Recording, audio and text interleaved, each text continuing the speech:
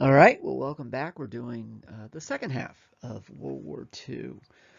We ended the previous lecture with the Japanese bombing Pearl Harbor, which is sort of the moment that the United States officially became part of the war, even though we had been, throughout much of 1941, we had already really chosen a side. We were against Japan, against Germany, and and the one we always forget about, we were also against Italy. Although Italy by this point was almost out of commission, which is why most Americans don't even think about Italy as being the third country we fought. Most of their fighting and most of their actions were in the 1930s. And again, by 41, Germany had already sort of taken over.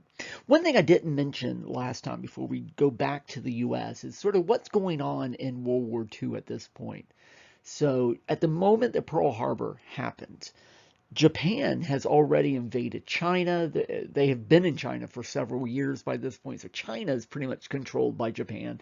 They have invaded India and they are starting to take over that. They have taken over many of the islands of the Pacific. And after Pearl Harbor, they're going to quickly spread for about 6 months. They are just going to go crazy. Um, Taking over many of the islands that we owned, the islands that France owned, the islands that the UK owned, and they're getting ready, in fact, to invade Australia. At the same time, in Europe, what's happening there is Germany has taken over almost all of Europe. Switzerland is the one country that's neutral, although we now know that Switzerland was making deals with Germany. They were really siding with Germany. Spain was neutral, but it basically was an ally of Germany. It was pretty much just the UK, and they were just barely hanging on in 1941. But one thing that we now know is super important, but at the time people didn't really realize it, is that in the summer of 41, Germany decided to invade Russia. And we now know that that pretty much doomed Germany. There was no way that Germany was going to survive, invading Russia. In fact, that you could argue that's really the most important thing that happened in Europe was Germany invading Russia. We like to think that we're the ones that defeated the Nazis, and we played a big role. Um, but we're not actually going to be in Europe until 1944. But it was that invasion of Russia. So, the war is already, major at this point. We're really the last ones to join this. So with this surprise attack, and again, it was very well executed. We like to call it a sneak attack, and it was I mean, that's what it was. Um, but we always try to give it this sort of sense that, oh, this is not how real people fight, but that's exactly what you do. You never tell your enemy you're about to attack them. It was very well done. Looking back, it's very obvious we should have known. And of course, that's the fact that um, I mean, we should have really saw this coming. And we sort of did. We knew something was going to happen. Most people thought it was going to be in the Philippines, which is where most of our soldiers were. We did not actually think it was going to be Hawaii like this. Again, it's kind of like 9/11. After it's over with, suddenly you say, oh, look at all these clues. But it's just like finding a needle in a haystack. Once you know where it is, you're like, well, of course, there it is. Well, it's always easy to know once you have the answer. And that's led to a lot of conspiracy theories over the years. We knew about it. Winston Churchill knew about it. Some people even said Roosevelt helped plan it. I mean, none of this is true. There's no evidence for any of that.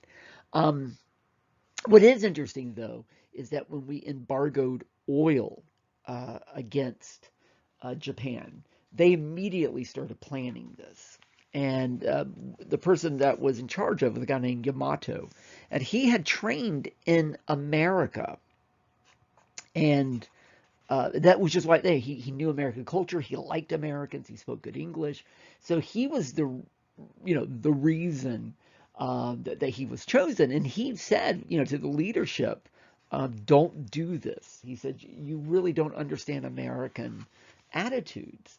Because the Japanese government thought that by doing this, that this would be almost like the way a bully might go up to somebody on the playground and basically just push them down, assuming that that person would just walk away.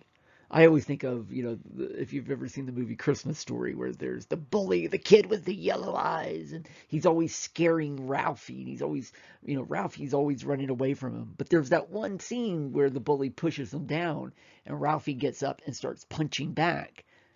And Yamato was basically saying, if you do this, that's what America's going to do. They're going to get up and punch back. And he was right, of course. In fact, he said, if we do this, we'll have about 6 months, and then America's going to be ready to go to fight back. And what Yamato said was, and he was right, he said, United States has always sort of enjoyed having two oceans that has separated us from the rest of the world. We had never really been invaded. During the War of 1812, Canada, part of the British Empire, invaded us and burned down Washington, D.C. But again, that was 1812. We had never had a military invade us. And I used to always use 9/11, but now I know that most of you listening probably don't remember 9/11, or some of you may not have been born yet. But 9/11 had that same effect. I was 29 when it happened, and I remember feeling this sense of invasion. A feeling we Americans are not used to. And you did. You felt incredible anger, and you wanted to do something. And that's exactly how Americans felt. And Yamato knew this. He said, don't do something different. Don't do this. And, the Japanese government assumed we would run away and stay out of the war, which is what they wanted. They just wanted us out of the way so they could do whatever they wanted. Instead, it had exactly the opposite reaction. But real quick, I know you can look it up on Wikipedia, but just to give you a sense of what happened here. This was done on a Sunday morning, December 7th, 1941. And again, this was not an accident. Even today in 2020, when I'm recording this, it's Sunday mornings are pretty low key. People are either at church or they're sleeping off Saturday night. Many stores are closed. It is the slowest time of the week, is a Sunday morning. And so, which is why this attack, soldiers were sleeping, people were not out and about. And it came in, it was supposed to come in 3 waves. They ended up doing 2 waves of attack, and they realized they didn't really need to do the 3rd wave. And in fact, this attack was so much bigger and more successful than Japan ever thought it was going to be. And it could have been even worse. Fortunately for us, many of our ships, which are normally based, and by the way, I'm assuming you guys know Pearl Harbor is a naval base on the territory of Hawaii. Hawaii was not a U.S. state at this point. It was just our territory.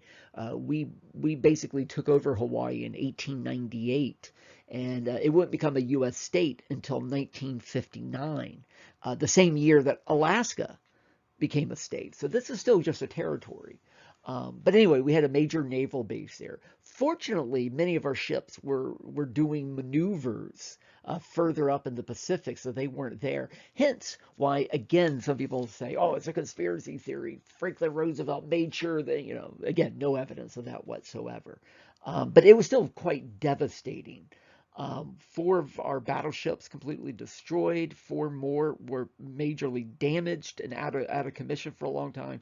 4 of our cruisers were damaged. 3 destroyers also damaged. 30 other ships majorly damaged. Almost 200 planes. I think it's 188 shot down, destroyed. Actually, not shot down. Many of them were literally still on the tarmac. Some of them were chained down because there had been a recent windstorm, and so they didn't want the planes blowing around. So a lot of them were literally chained to the ground. That was something Japan was not expecting. Like, oh my gosh, it's like shooting fish in a barrel. So 188 planes destroyed, another 160 damaged. And by the way, we did fight back. People did jump in the planes. 3 others were shot down. 2,335 military killed. Another 1,100 wounded. In addition to that, almost 70 civilians were killed and 35 civilians wounded. And we did fight back. This did last for a little while. So, soldiers and sailors were jumping on board ships, manning guns. A couple of them jumped in planes. And so there are some damage on the Japanese. They used these little mini subs, they call them midget subs, that went into the harbor. Four of those were sunk.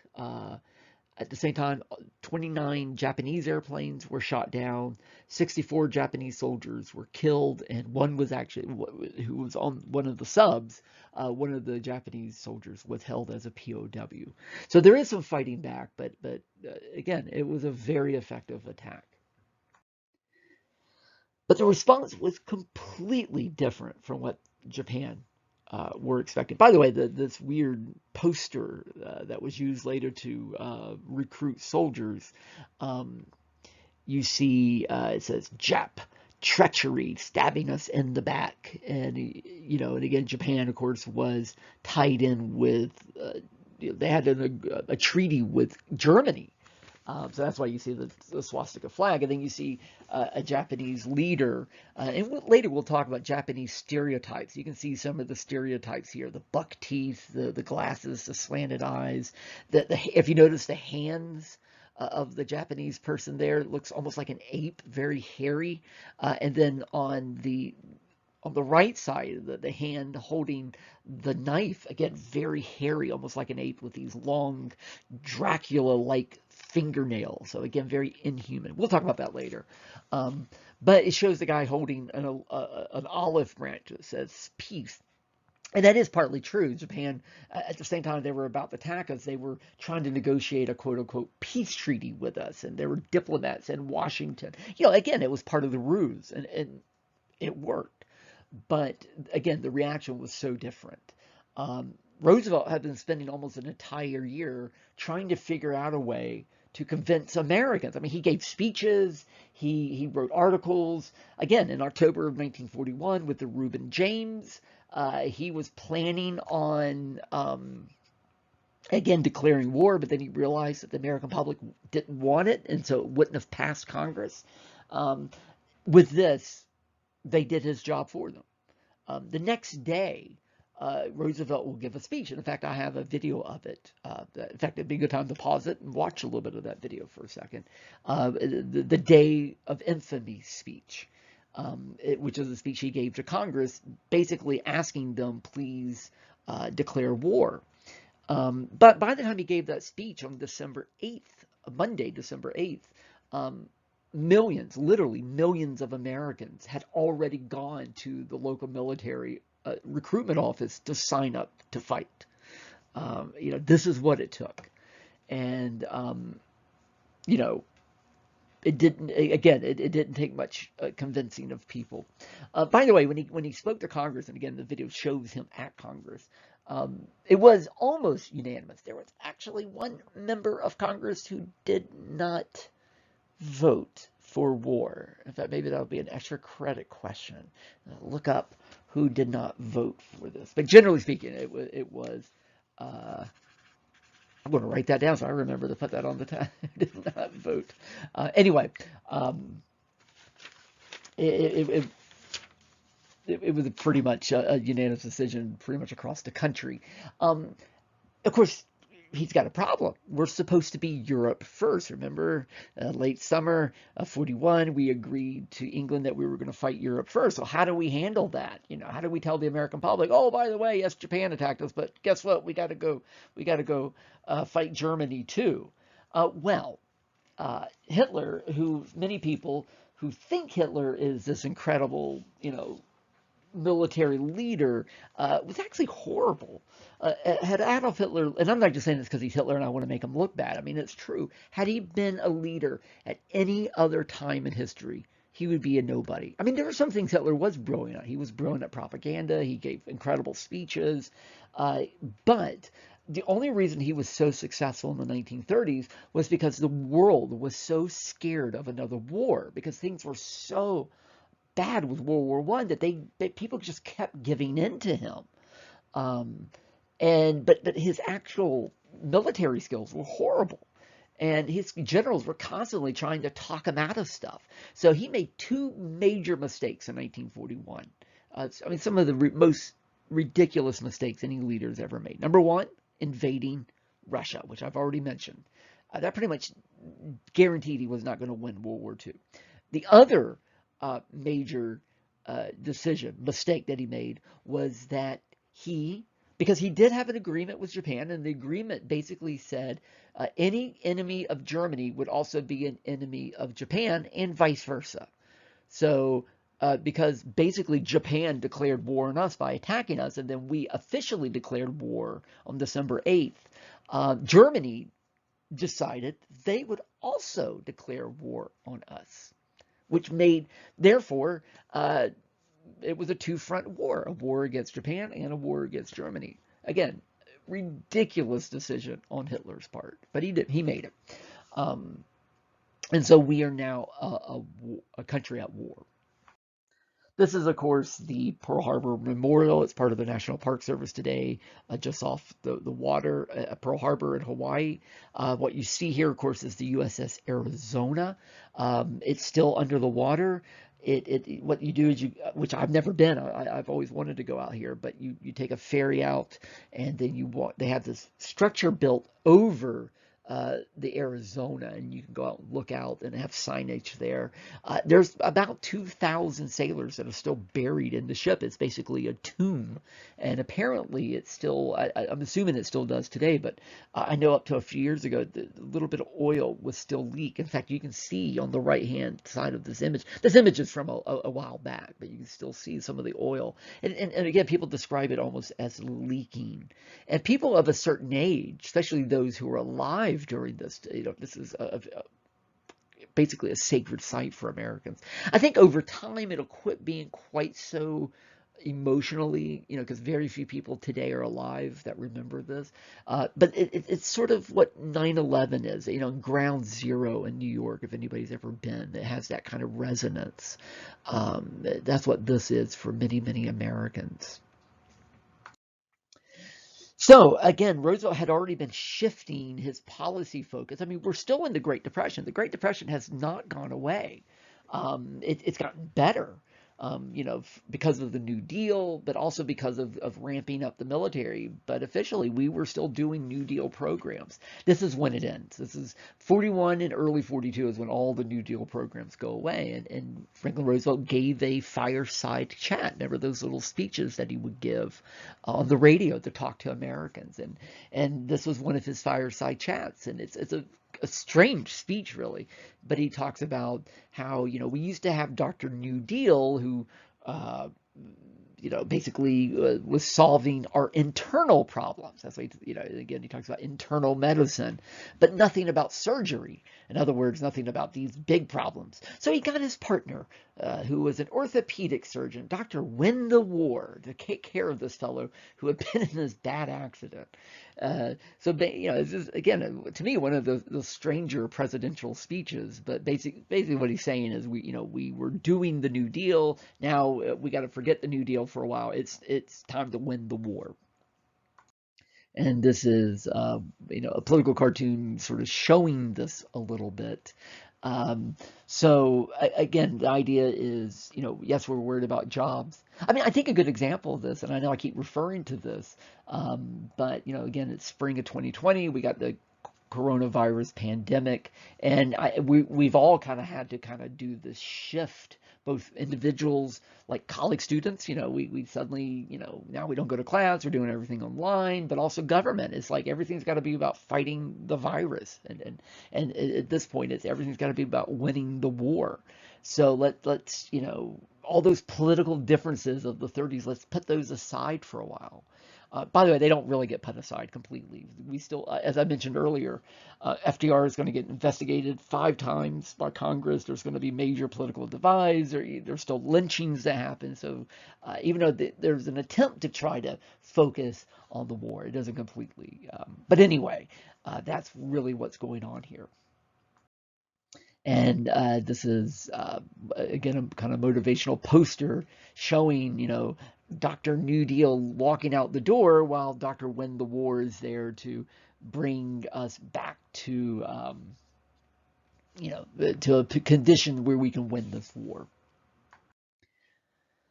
So really, even though we always talk about 41, it's really 1942, because again, December 7th is right at the end of 41, and really, so it's not till January of 42 that we start doing stuff. It's really shocking today because all of us are so used to the idea of the United States being the world power that we really do forget that there was a time when we weren't a major power. Economically, we have been growing since the Gilded Age, almost since the beginning of this class, as a world power. But, sorry, I had to take a drink. I apologize. Um, but from a military point, we really weren't. I mean, World War One, we ramped up a bit, but even then, we weren't the biggest military. And one thing about the United States that is very different from what it's been in our lifetimes. And really since the end of World War II, we've always had the biggest military in the world. We've had the atomic bombs. We've had practically more soldiers than anybody except for Russia and China. We've always been it. But for most of American history, from the American Revolution all the way to World War II, all the way to 1942, we never had a big military. In fact, Americans did not trust a big military. Even at the, sometimes you hear the term military industrial complex, which is a term we get from Dwight D. Eisenhower when he was president. And he warned the American public about the dangers of the military industrial complex. And, that's because he was an old man when he was president. Even though he was a military person, his whole life, we had a small military, and that's how people liked it. So the argument was, we have a small, well, first off, we didn't even have a military after the American Revolution. That's why we had the Second Amendment. It was to keep us armed for militias. The idea we don't have a permanent military. When we're at war, we'll put one together, and then it goes away when the war is over with. Um, After about 20 years, we did have a permanent military, but even then it was kept very small. So War of 1812, Mexican-American War, Civil War, Spanish-American War, World War One. We draft people, we build up the military. Once the war is over with, the military goes away with just a skeleton crew to keep it going. World War II will change all of that. The idea is we're going to keep a major military forever. So in 1942, we were 19th in the world in military size. 18 other countries had bigger militaries than we did. We only had barely 180,000 soldiers. We could only put a gun in about a third of their hands. They were training with rakes and brooms. Even with that draft, again, in 1940, that only lasted 6 months. So, most of those guys are already gone. They're already back home. We were nothing. Again, we were, 100 million people by this point. And yet, that's how many soldiers we had. 19th in the world. The one that everybody always points out, just because it seems to be the most random, Portugal, which is a little tiny European country just beside Spain. And again, this is what Portugal would look like, if placed on the United States. And again, it doesn't even really fill up Virginia. It fills up a little bit of Virginia, a little bit of Maryland, a little bit of Pennsylvania. That's Portugal. They had a bigger military than we did in 1942. In fact, all these countries could fit in North America. Spain and Portugal and France and Hungary, pretty much all of these people, with one or two exceptions, had bigger militaries than we did in 1942. So 1942 was really quite scary for Americans. And there was, even though today looking back, it's like, oh, there's no way we would have lost. But at the time, yeah, we were actually running the risk of losing. It was really that serious. That it really, people at that time felt we could lose this thing. Again, looking back today with all of our oil and how many people we had in all of our factories, we wouldn't have lost. But at the time, it felt like we did. And again, over in Europe, this is the Nazis. And even though today we know that the invasion and on the right with all the arrows, that's them invading Soviet Union. Today we know that was a massive mistake. And at the time, they were, about a third of the way into Russia. We now know that was a major mistake. But at the time, people assumed that Russia was going to fall to the Nazis. I mean, that was the assumption in 1942. And then, of course, here is Japan in 1942. I know you've seen this before. They're in China, they're moving in, they're already beginning to move into India, they're also about to move into Russia. And again, most people assumed that at some point Japan is going to control all of those. Again, we now know that Pearl Harbor was their big mistake. The invasion of Russia was Germany's big mistake. The attack on Pearl Harbor was Japan's big mistake. So both of these countries basically lost the war in 1941. They just didn't know it yet. But we didn't know it either. And 42 was scary times. And really, for the next 6 months, it was quite scary. Um, we always talk about Pearl Harbor, December 7th. What everybody forgets about is what happened the next day. The next day, Japan didn't just attack the Philippines. Again, Philippines today is its own nation, but at this point, it was still part of the American empire. I know we don't use that phrase, but that's exactly what it was. We had Puerto Rico, we had Guam, we had Hawaii, we had Alaska, we had just gotten rid of Cuba. Cuba was now technically independent by this point, but we still had the Philippines. And so we had, tons of soldiers in the Philippines ready to go. We assumed this was going to be the attack. And even with that assumption, they did attack us on December 8th. And again, for months, we fought to try to keep the Philippines. Obviously, it didn't work. Manila, which is the capital of the Philippines, fell in January. The United States began to retreat back to an area called the Bataan Peninsula. In just a second, I'm going to switch slides to show you the map. And by April, we surrendered. This is still a bit controversial. It's the largest surrender in American history. Now, I have said that in class, and every so often a student will raise their hand and go, wait a minute, it was the Confederates surrendering in the Civil War. But remember, the Confederates were not Americans at that point. They were rebels. They were breaking away from America. So yes, the Confederate surrender was bigger, but as far as the U.S. Army, U.S. military, this is the largest surrender. 80,000 surrendered. It is a shocking number. And later we're going to get into how the Japanese fought the war. Japanese did not surrender. They were trained not to surrender, which is not good. That's not a good thing. It's ridiculous to keep fighting when you can't win. There's no point to that. But 80,000 is an awful lot to surrender. But the generals, including a guy named Douglas MacArthur, decided it would be better to surrender. So the generals left. Douglas MacArthur literally left. He said, I'll be back. Well, actually, he said, I shall return. Which I'm not a big fan of MacArthur, and many military people are not either. And this was one of the reasons. He was incredibly egotistical, and most generals would stay with their soldiers. He did not. So this has always been a bit controversial. We were going to lose. We might have lost a few more thousand before we surrendered, but we were not going to win this battle, and we don't. This is going to give you a sense. This is the Philippines. Obviously, you can see Bataan. It's kind of highlighted that peninsula. So we were in Manila.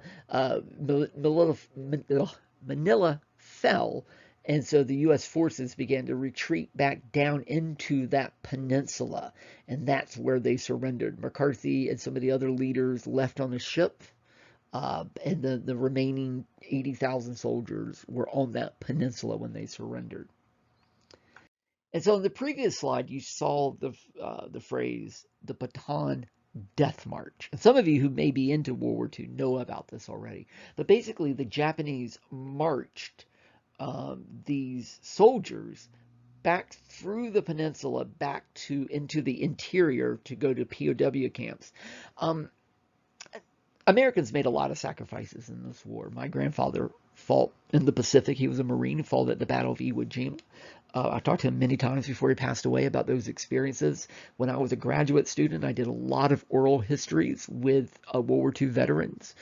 So I know that Americans suffered in this war. However, compared to other countries, such as Russia, we lose a couple of 100,000 to this war. Huge number. Russia lost 20 million to this war. Germany loses 10 million to this war. I mean, just massive numbers. And of course, many countries were completely occupied and tortured. So again, for the most part, Americans really, really did not suffer in the same way that many people in the world suffered in this war, except, I would argue, for these guys. These guys will spend the entire war from January 1942, actually, I guess I should say April 1942, all the way until late summer of 1945, under Japanese control. And they were tortured. They really felt abandoned. They absolutely felt that the United States had left them behind. And of course, they knew nothing. They just assumed that was it. They're never going home. There's a poem that one of these guys wrote that has survived. I'm just going to read one line of it. It goes on for, it's a very angry poem, but it talks about no ma, no pop, no Uncle Sam, and nobody gives a good goddamn. And it was, just angry. That's exactly how these guys felt. Many of them, by the way, they're U.S. Army soldiers. Many of them were Filipino Americans, though. They got the worst treatment by the Japanese. Again, many of them, during this Bataan Death March, over 10,000 died. Some of them for lack of water, lack of food. Many of them tortured. A lot of them were beheaded. By the time that they were rescued and at the end of the war, I mean, these guys look like some of the people that you would see in the Nazi concentration camps. And again, you can see how horrible their conditions were just based on what they look. They're walking skeletons is what they are. So that's happening in early 1942. At the same time, on the Atlantic side, the Germans controlled the Atlantic Ocean, from about 39 on. Their U-boats, U-boat is basically a submarine. In German, it's Unterwasserboot. I mean, it just means underwater boat. They controlled the Atlantic. And we do forget how close they were. I actually, when I was a park ranger, I knew some people that worked for the park that were kids and in Florida at that time. They can remember literally looking out from Jacksonville Beach and seeing U-boats going back and forth way out in the water. These ships were sunk left and right at that point. In March of 1942, this is a period that the Germans referred to as the happy time. 216 American ships, not Navy ships. We're talking like regular ships that were doing trade. 216 ships were sunk in the Atlantic just in March. It was known as Operation Drumbeat. By 43, however, the Germans won't be able to do this anymore. As the war in Russia gets worse and worse and worse, Germans aren't able to focus on this, and they'll be pulled more and more into Russia. Again, one of the reasons why that was such a big mistake. But in 42, Germany was the world power. They controlled the Atlantic, and in the Pacific Ocean, the Japanese controlled it. However, right after the fall of the Philippines and our surrender on April 19th, a guy named Jimmy Doolittle led a raid on Japan. Militarily, it did very little. It was 16 planes. They flew over Tokyo. They dropped about a ton of bombs that caused very little major damage. Most of the planes weren't able to make it all the way back to the base. A couple of them ran out of fuel and crash landed in China, and local Chinese peasants rescued them. Later, Japanese soldiers would find out who those Chinese peasants were and slaughtered them for helping us out. So it didn't do anything militarily, but if you know anything about war, it's not always about military victories. It's also about morale, keeping your spirits up. And from a national viewpoint, this was huge because, again, Americans were feeling very despondent, very pessimistic about the war. And sometimes that's when people surrender. That's when people don't fight. What's the point? We can't win. Why fight? And so this was something that gave Americans a sense of, oh, maybe we can do this. Because if you think about it, we just suffered major military defeats. Yet, all of a sudden, here is Americans able to, if you will, poke the Japanese monster in the eye. Doesn't do much, but the fact that we were able to hit Japan in Tokyo 4 months after Pearl Harbor was an absolute shock to Japan. And it was kind of a moment that Japan kind of had second thoughts. One thing that, again, studying war, one of the biggest mistakes people can make, confidence is important, but being overconfident, being cocky, being arrogant. And to me, the case study is the leaders of Japan and the leaders of Germany. They both got incredibly arrogant in 41 and early 42. The sense that we can never lose. We're always going to win. And this was the moment that Japan kind of went, oh, maybe we won't. I mean, it was just kind of a blink, if you will. The big moment comes in June. So as I said, the person who planned Pearl Harbor warned the leaders they had about 6 months, and he was dead on because exactly 6 months later, June 4th through 7th, was the Battle of Midway. Now, again, Japan had a very secret radio code that they used that we didn't crack. And that's one of the reasons why they were able to attack us at Pearl Harbor. They switched codes, but we managed to decipher that code so they could talk to each other. We knew exactly what they were saying. They didn't know we knew that. So they were planning another attack on the island of Midway. Midway is an American-controlled island that is about midway between North America and Asia. We had a major base there, and Japan was getting ready to attack Midway. And their plan was this was going to be the final victory. You know, they've taken out basically Pearl Harbor, if you will. They have taken out Philippines, and now they're going to smash Midway. And the argument at that point is America is done in the Pacific, and we, Japan, can do whatever we want in the Pacific. And by the way, one of the reasons Japan wants to do whatever it wants in the Pacific is they need oil because we're not giving it to them. So there's a lot of oil in the Pacific of different islands and territories, but they're controlled by England, they're controlled by France, they're controlled by the US. So they have to knock us out so that they can then take all that land. Anyway, we knew about the surprise attack, and we flipped it on them. And we surprise attacked them. And again, in the same way that Germany invading Russia is really the turning point of the European war. And by the way, let me say something I meant to say at the beginning. World War II really is kind of two wars. And some people say it's even three wars. You have the war in Europe, which is its own sort of war, much more of a traditional war. Then you have the war in the Pacific against Japan, which is a totally different kind of war. And some people say that the war in India was almost like a third war. And that's when it gets the least attention.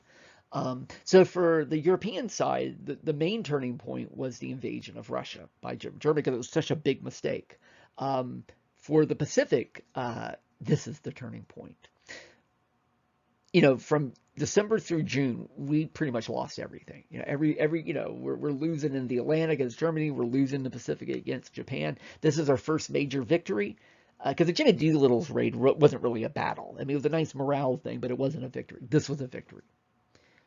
We're going to win every battle from this point on. Now, it's going to go 3 years before this war is over with, but looking back today, this is when we started winning.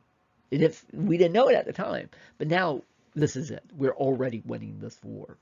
Japan's empire doesn't ever get any bigger than it does, and I'll show you another picture of that empire in just a moment.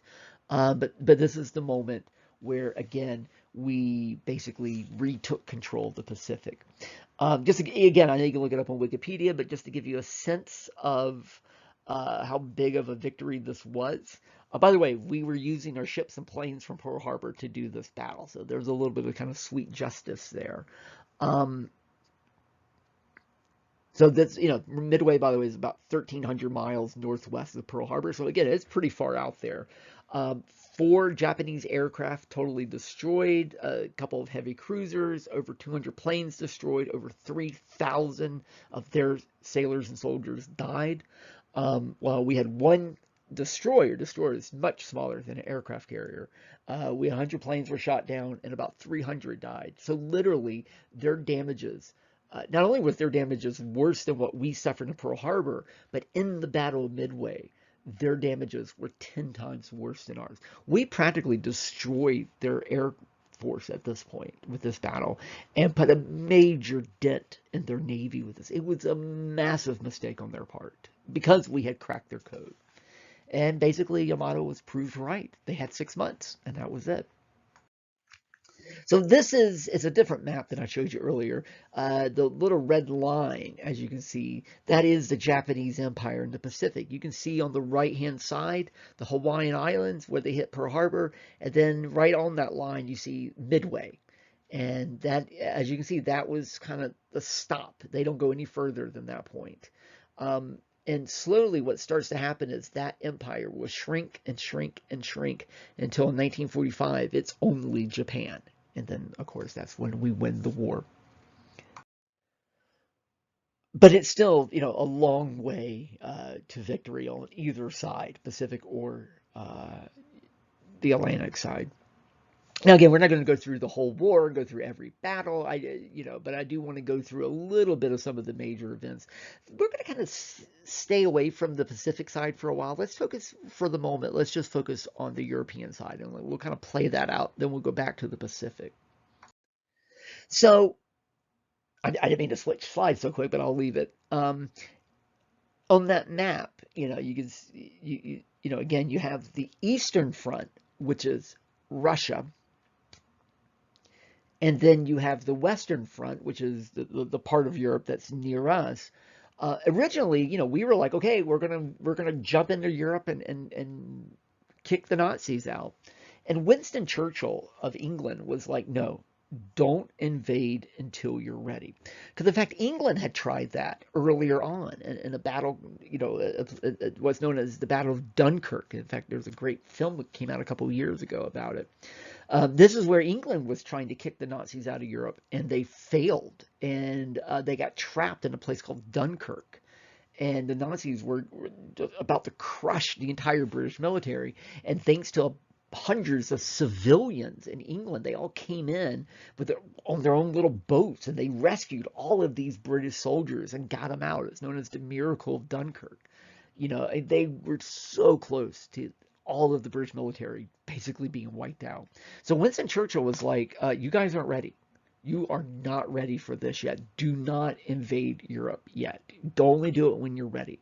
So it's funny that England was kind of begging us to get involved. Now that we're involved, they're trying to hold us back. Like, hey guys, don't go crazy. Train, get your supplies ready. But what we decided, but at the same time, Russia was like, oh my God, America. Because, all this fighting was happening on the Eastern Front between Germany and Russia. As I mentioned earlier, 20 million Russians will die on that Eastern Front. So Russia knows that the moment we jump in, that's going to divert attention from them. So our two main allies in the war are Russia and England. England's saying hold off. Russia is saying jump in.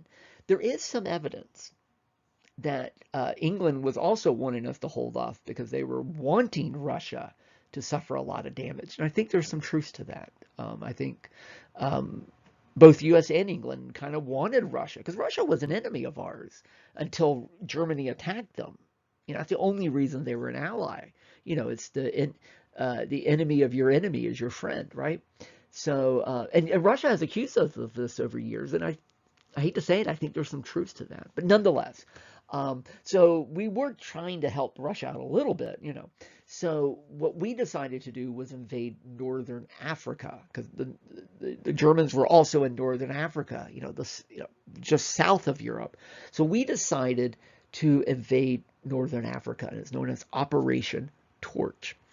This is what we call amphibious warfare. That is where you have soldiers and weapons on water, and then they go from water to land. And again, you see the movies all the time, but you do forget how big of a deal that is. It is incredibly difficult to do this. Even today, when you fight a war, you still have to, there's no secret weapon. You still have to load all your soldiers onto a ship. with all their weapons and all their bullets and all their food and everything else you need, and you still have to sail across an ocean to get to the land. It's still not easy. And then you land and you have to get all your stuff off the ship on shore. And of course, at the same time, the enemy is firing on you with their guns and they're attacking you and they're flying planes over you. It's actually quite difficult. And we had never done this before. In fact, this is a modern kind of thing to do. And so this was also us kind of testing out, like, can we do this? Can we get away with this? And it's known as Operation Torch. Later, of course, you get what's known as D-Day, the major invasion of Europe. But of course, in the Pacific side, we're going to constantly do this because the Japanese Empire is a bunch of islands, and so so this is kind of us doing a little bit of training. It's also an attempt to try to divert the Germans from Russia too. So it's known as Operation Torch. We invade Northern Africa, and we're going to be successful at it. It wasn't major fighting here, but we do basically take Northern Africa away from the Germans. So from Northern Africa in 1943, we decided to leap from Northern Africa into Italy. Italy, again, the third power, the one that we kind of forget about. By this point, Italy was very weak. This is where Mussolini was, the first fascist leader. So we invade Italy. Now, this was Churchill's idea, and as he very famously said, Italy is the soft underbelly of the Nazi Empire. But as Patton would later say, it would turn out to be the tough old gut, because actually there was some pretty brutal fighting in Italy. But we invade Italy. Again, more German forces are diverted to Italy to try to keep Italy in their hands. It doesn't work. We eventually take Italy. So again, in 42 and 43, we are chipping away at the German Empire. But that Eastern Front, here's the map again, that Eastern Front is still where most of the fighting is happening between Russia and Germany. Although by 1944, Russia is starting to push the Germans back. And again, for most Americans, things like the Battle of Stalingrad are not very well known, but I mean, the numbers are staggering, of what's going on there. But things are getting a little bit better. And again, on this map, this is a map from 42, but you can see Northern Africa at the bottom. We have taken that. It says Vichy France, which basically was a puppet government of the Nazis. And then, of course, now we have taken Italy. So basically, it's time to open up the Western Front. In other words, invading Europe from France. And so the plan is, it's almost like a vice. The Russians are going to push the Germans from the east to the west, and we're going to come from the west to the east. And the idea is we're going to smash the Germans in between these two forces and crush Germany. And basically, that's how the war ends. I mean, that is it. In summer of 1944, we do what's known as D-Day, and we basically will meet the Russians in spring of 45 in Germany. And that will end the war in Europe. So again, the idea is there's an Eastern Front, and we're going to open up a Western Front. Now, before that plan is completely finished, we do D-Day, June 6, 1944. We are beginning to invade Europe. By spring of 1945, it is almost over. Russians are pushing them back. We are pushing them back the other way. But before it's completed, so kind of the unimaginable for Americans happen. That is, Franklin Roosevelt dies in office. This is a photograph, probably the most famous photograph of this period. This is in Warm Springs, Georgia, which is where he dies. And you can see the reaction. And I always like this image because you can see the emotion there. And again, there's many layers to this. Not only was Roosevelt, I mean, he had just been reelected for a fourth term. He had been president for 12 years. And 12, to some degree, of our worst years. But, because it's the Great Depression and then the beginning of World War II, most of World War II. but yet he had led our way. I mean, he had made things better for poor people in particular. They loved him. I interviewed a lot of people in the early 2000s who grew up during the Great Depression, and every time I asked them about Roosevelt, the answers are almost identical. We loved him. He was a god to us. He saved us. I mean, again, nowadays, we kind of hate every person who's president. We always despise them. And there were plenty of people who didn't like Roosevelt, as you've learned. But again, for a certain group, they absolutely loved him. For many Americans, especially soldiers, he was practically the only president they knew. If you were 18 and 45, this guy's been president since you were 5 years old, basically. So, he was kind of all you knew. And for African Americans, again, he was the first president really since Ulysses Grant who seemed to do anything for African Americans. Teddy Roosevelt did a little bit. We do see a little bit of there. He met with Booker T. Washington, for instance. But generally speaking, presidents just didn't pay attention to African Americans. Again, in most places, African Americans weren't allowed to vote. They didn't want to be seen as weak on race, so presidents didn't do anything. Franklin Roosevelt actually did things for African Americans. He had an unofficial black cabinet where he would meet with black leaders to talk about these issues. He spoke out against racism, not as much as he should have, but he did. His wife did a lot speaking out against racism. And the New Deal was racist. The New Deal was segregated, but African Americans benefited quite a bit from the New Deal. And so for many African Americans, he was the first person in the White House since Ulysses Grant that seemed to be a friend of theirs. So again, that's what I mean by this image. There's a lot of layers here. And again, I've mentioned before, both as a historian and just as an American, I've always been a big fan of Franklin Roosevelt, but he was definitely not a perfect president. He had a lot of issues. First off, he had some personal moral issues. For instance, he died in Warm Springs, just up the road from Bainbridge. This painting you see at the bottom here, it's a very famous painting because he was being painted, his portrait, when he died.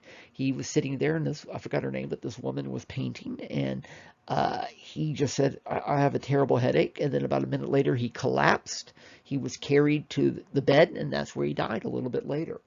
In fact, there were 3 women in the house. None of them were his wife, Eleanor. She was in D.C. at this time. One was a cousin of his, one was the painter, and one was his current mistress. In fact, all 3 of those people he probably had some kind of an affair with at some point. He suffered from polio, of course, so he was not able to walk. We don't know what kind of affair he was having, but they definitely were what we might call emotional affairs. In fact, when Eleanor Roosevelt was told about him dying, her first question was he alone? And the answer was no. So, we got that issue. But another issue with him is that he knew he was dying. And in fact, these photographs here are some of the last photographs. And he's in terrible condition. He looks terrible. He had his doctor in fall of 44 lie for him, telling everybody how great a shape he was in when he was clearly already dying. In February of 45, he gave a speech to Congress, and he didn't make a lot of sense. The White House said, "Oh, he's just tired," but no, he was dying. He would meet with Churchill and Stalin in February, also 45, and at one point, Churchill leans over to Stalin and basically says, "What's wrong with him?" He never should have run for president in 44 for that 4th term. It should have been somebody else. But he genuinely loved being president. He also believed that he needed to stay president because we were at war. But it was a huge mistake. I mean, we got lucky. We came out of this. But, as you've kind of gotten, I think, in the first part, Roosevelt could be quite reckless. And I think this is a perfect example of it. Again, we got lucky that he made a lot of good decisions. His recklessness kind of worked. But this is not how you want to conduct the White House. So again, I'm a big fan of him, but this to me is exhibit 1 as to why he was sometimes incredibly reckless. The other reason why this is so reckless, him running for office, is, well, who was going to replace him? And of course, the answer is obviously the vice president. But a lot of people don't realize that he had three vice presidents by the time he died. So his first vice president, everybody forgets about these guys, was a guy named John Nance Garner, who was vice president for the first two terms. Again, remember, there was no rule against running for president more than twice, but it wouldn't be until 1948 that that became part of the Constitution, only two terms. But pretty much nobody, you know, went past two terms. And that goes all the way back to George Washington. And in fact, it's ironic. It's really the two Roosevelts that pushed that limit. Teddy Roosevelt became president when McKinley died, and then he was reelected in 1904, served basically 8 years. But then in 1912, he tried to come back. Didn't work, but he tried. Then this Roosevelt, who was a distant relative of Teddy Roosevelt, he, served two terms and then decided to go two more terms. But in 1940, most people assumed that he was going to step down because he had served two terms. And so his vice president, who wasn't really close with him, most presidents and vice presidents actually are not very good friends. But despite appearances, behind the scenes, they usually aren't. And Garner wanted to be president, and he didn't really like the New Deal. He thought Roosevelt was too radical. So, and he was like, I'm gonna, he resigned and said, I'm gonna run as president. And then Roosevelt decided he was gonna run, and so they did actually run against each other for a while. This guy didn't have a chance. He's pretty much out of the loop at this point. And so Roosevelt picks a new person to be his vice president candidate. And of course, Roosevelt goes on to win. So a guy named Henry Wallace. I love this image because that's a dictation machine, by the way. Henry Wallace, who had been Secretary of the Agriculture from 33 to 41, he now becomes vice president.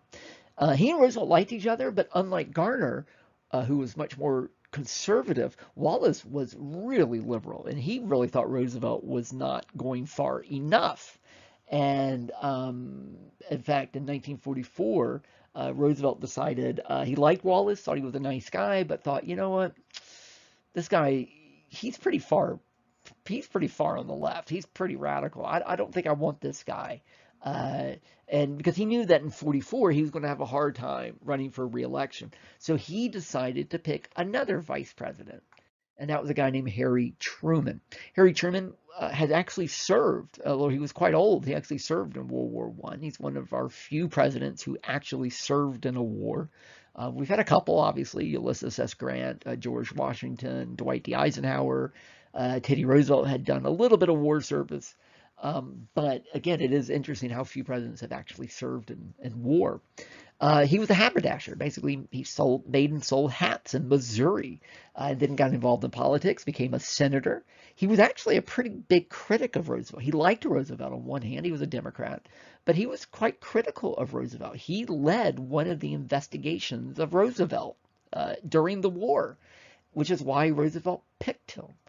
Basically, this guy was kind of a pain for Roosevelt. So Roosevelt was like, I'm going to shut this guy up by making him my vice president. So he had just become vice president in January of 1945, with the inauguration. So here he is barely 3 months later. He doesn't know what's going on. Roosevelt did not keep this guy in the loop, even though Roosevelt knew he was dying. He didn't think he was going to die that quick, but he knew he was in bad health. And again, we're in a world war. And yet Roosevelt did not keep Truman in the loop. And as we're going to find out, Truman has to make some of the hardest decisions anybody's ever had to make. And he knew nothing about it. And of course, one of those would be a secret weapon that we had been building that Truman knew nothing about. Anyway, and I like this photo because he, to me, kind of has a slightly deer in headlights look here. And I think that's how Truman would have felt. Turned out Truman, I'm a big fan of Truman, and I think most historians are, and he actually made some really good decisions. He was not the most popular. In 1948, he'll get reelected, barely. And then he just steps away in 1952 because he was so unpopular. Today, Democrats and Republicans tend to love Truman, but at the time he was not super popular. He's my case study of don't worry about whether a president's popular or unpopular. because that doesn't matter to history. He's the classic example. He's very well respected today, but at the time, not so much. Anyway, Eleanor Roosevelt went up to, well, first off, excuse me, Truman, found out about Roosevelt's death, found Eleanor Roosevelt and, went to her and said, Mrs. President, is there anything I can do for you? And she kind of laughed and she said, no, Mr. President, is there anything I can do for you? And Truman always told that story because even though he logically knew that he was now going to be president, when she said that, it was kind of the moment of, I won't cuss. I'll keep it. I'll tone it down. But basically, it was an oh crap moment. Oh my God, I am the president. And so, uh, again, fortunately, he made some good decisions. Although I'm going to have you guys debate one of those decisions a little bit later. Again, fortunately, by the time he was president, the war in Europe was basically over. So on May 8th, we get VE Day, Victory Over Europe Day. This is the image I like. It's kind of a sad image in many ways. This is American soldiers in Europe. We were based in London. In fact, that's where we did a lot of our training. It's funny, the British were very glad we were there. But they were ready for us to go home. I mean, what they used to say is that we were overpaid, oversexed, and over here. And so, but the reason I like this image is you do remember how young these guys are. When you see movies with Brad Pitt or Tom Hanks or John Wayne, everybody, most of the actors are in their 30s, sometimes they're even older. You forget the average age for American soldier was 19. And some of these guys are going in at 16 and they're lying about their age. If you were 21, 22 in the war, you were an old man at this point. And you can see these guys, and of course these guys are guys ready to go to war. They're not actually in war yet. They're the reserve, and it looks like they can't even shave yet. You really do realize how young they are. And of course, the soldiers in World War II saw some of the worst things humans have ever seen, and you really do forget we're talking kids, basically. I know a lot of you are 18, 19. I don't mean to insult you, but I mean, we really are talking about kids. I mean, we talk about test anxiety, and we talk about how scared we are. Right now we got the pandemic, and it is scary, but imagine some of the stuff these guys saw. And what's really sad about this particular image to me is that we just beat the Nazis. But in 1945, we assumed that we were going to be fighting Japan for 2 or 3 more years. And pretty much the plan was we were going to invade Japan. And it was assumed that hundreds of thousands of Americans were going to die. And so these kids are yay, but they also know that they're about to get shipped to Japan and are probably going to die there. We know they're not, but at that moment, it's a victory, but it's a bittersweet victory. So very quickly, I'm going to go into a little more detail later about Japan. I want to kind of back up a little bit, but just very quickly, the way we fought Japan was, Europe was a classic war where you have 2 fronts and, lines of soldiers marching against each other. Japan's war was very different. It was what we call island hopping. Their empire was basically a bunch of islands. So what we have to do is attack, which means amphibious invasion. It's like, dozens of D-days. We have to basically hop from one island to another, take that island and jump to the next one, take that island. We can't take every island. There's dozens. But what we do is we strategically pick certain islands to try to cut Japan off. Again, what we want to do is get Japan to surrender. So what we're trying to do, and this goes back to the Civil War, which is what Grant did to the South, is we're trying to cut off their communication, cut off their supplies, cut them off from oil, cut them off from food, to the point that they just surrender. It's the Anaconda Plan, if you took US 1. And it basically worked, but it didn't make it any easier. And so that's essentially how we beat Japan, waiting for them to surrender. And they do eventually surrender. I know I'm skipping to kind of a major event. You're probably going, wait a minute, where's the bomb? We're going to come back to that. But they do surrender. September 2nd is the official day of surrender. VJ Day, Victory over Japan Day. This is Douglas MacArthur uh, at the microphone, accepting the Articles of Total Surrender from Japan. And they're on the ship, the USS Missouri. And that was on purpose because that was Truman's home state. So they made sure it was that ship to kind of honor Truman at that point. This is another image of VJ. These are the leaders of Japan accepting their loss. They are surrendering, basically. So let's, again, that was kind of, believe it or not, that was short version of World War II, although I'm going to go into some specific events in a moment. But again, this is not a military history class. This is a class about US too, US and Civil War. So really what I'm most interested in is how did this war change us? Why does this war matter? And it's interesting because so much of this class changes with World War II. I sometimes joke on the first day that you're going to think that I and other historians hate America because so much of US2 is so negative. We talk about lynchings, we talk about segregation, we talk about how horrible we were to immigrants, how horrible we were to women. We had an empire, we were taking over colonies. A lot of American history in the early 20th century doesn't look good today. We were not the nicest country. So much of what you and I value as Americans happened with World War II. World War II is really what kind of turned us into who we are today. So, for instance, I know people debate this sometimes, but we talk about ourselves as being a nation of immigrants, a nation of diverse people of different religions and different ethnicities and different races. But of course, as you guys know, we didn't celebrate that until World War II. We were a white supremacist nation. We still had segregation during World War II. We didn't like immigrants. In 1924, we kept immigrants out. That changes in World War II. And that's because, I'm going to say this again later, but, World War II, to some degree, looking at Germany, looking at Japan, was like a mirror being held up to us. And when we looked at Nazi Germany and we saw how they treated other peoples, or even Japan, to some degree, we saw a little bit of ourselves. We weren't anything like those two countries, really, but we could have been. And in some degree, maybe we were heading in that direction. We started eugenics. Well, Nazis used eugenics to do the Holocaust. So it's kind of like, you see somebody and you go, oh my gosh, they're jerks. Then you go, do I act like that? I'm not going to act like that anymore. That was sort of us. So to make ourselves seem different from Germany and Japan, we started celebrating diversity as opposed to hiding it. We've always been diverse. We tried not to be. Now we celebrated it.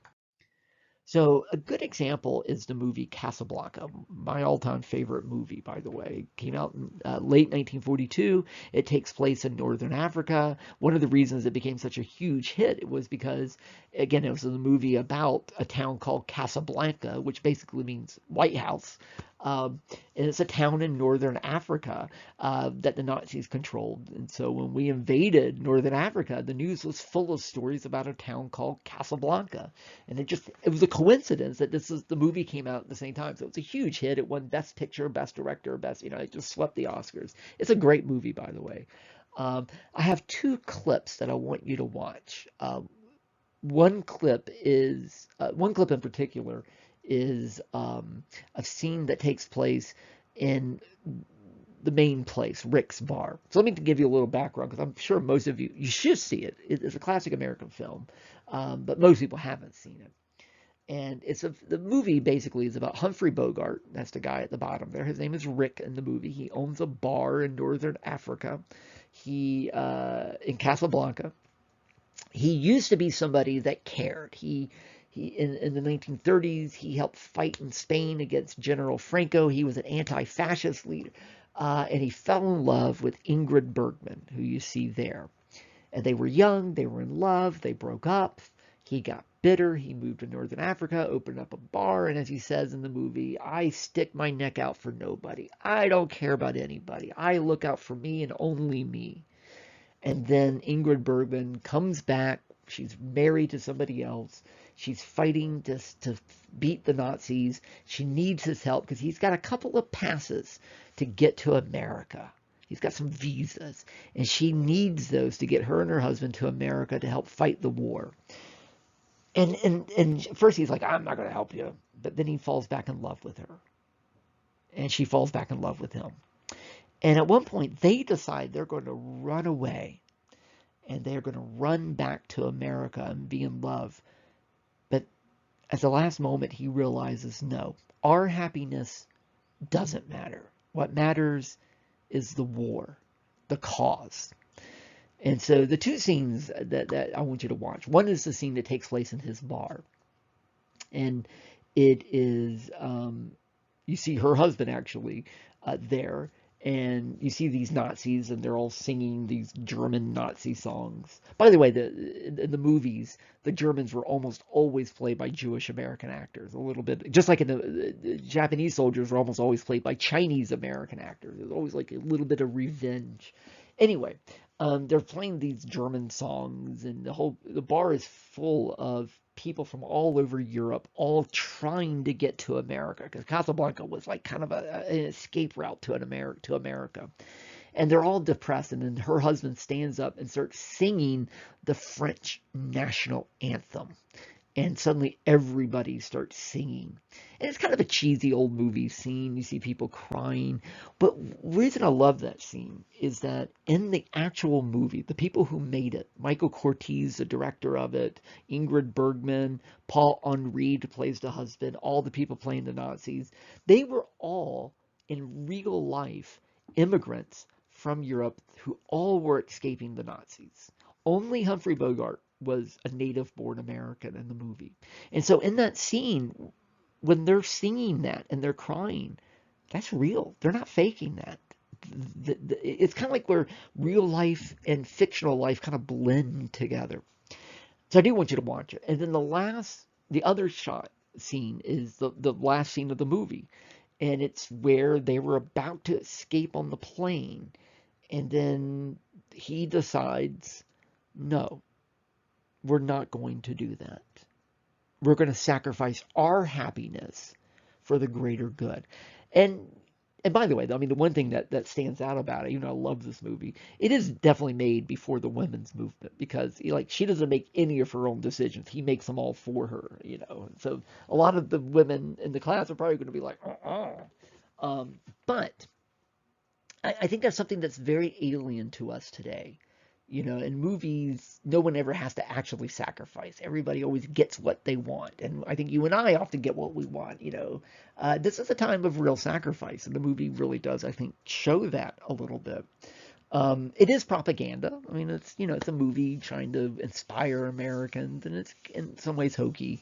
But the reason I'm bringing it up now is the movie also celebrates diversity. Again, that scene in the bar where you see all these other peoples. I mean, Rick is America. I mean, the character is American. America, up until Pearl Harbor, stuck our neck out for nobody. Remember, we were isolationists. We were neutral. We didn't care about everybody else. America first, right? And then we realized that there is something greater than us, that the world needs us, and we need, and the movie, again, it's talking about that. And it's also saying we're all in this together, not just white guys. It's all of us. So again, it is a movie celebrating diversity. In other words, it's a movie showing this change in attitude from one of white supremacy. And I know nobody likes when I say that, but that's what we were, from white supremacy to one of diversity and acceptance. And you can see that in the movie Casablanca. I also going to include a Saturday Night Live parody of it, which is really good. But watch that last, because it won't make sense until you see the actual movie, and it's a perfect parody. I highly recommend you watch the full movie. You can find it on YouTube. It's a great film. If you do watch it, give it about 10 minutes before you turn it off, because the first 10 minutes are kind of hard to follow, and it's like, huh? Give it about 10 minutes, and then you should get into it. But I love this movie. But again, it becomes kind of a cliche when you start watching World War II movies. This is from really a terrible movie called Sands of Iwo Jima with John Wayne. My grandfather was in the Battle of Iwo Jima, and he hated this movie. But movies like Sands of Iwo Jima and even Saving Private Ryan many years later, you always had the platoon where you have the kid from Texas, the Brooklyn Jew, you have the Bronx Italian, you have the Native American, you have the Southerner from from Georgia, you might have an African American somewhere in there, Uh, war movies always emphasize diversity and the fact that being diverse is a type of patriotism. And in fact, we're not like those horrible Nazis and those horrible Japanese leaders that talked about supremacy and again, it took World War II for us to change. And even though it's still going to be 20 years before the civil rights movement, this is the beginning of it. This is the start of all of that. And again, just to kind of extrapolate a little bit, because I don't really have a chance to talk about this later, in 1924, we had a quota system, which basically ended almost all immigration to America. In 1965, we totally changed this, where we started opening up our doors, if you will, to many, many other peoples. And but this has also been very controversial. 1924 is controversial for some people, but in the last maybe 10 years, there's been a pretty big movement against this. In fact, I mean, that is one of the secrets, I think, to Trump's success. Is that a lot of people who support Trump um, thought that this was a big mistake, that we let too many people in. So again, you can see how the makeup of America absolutely changed.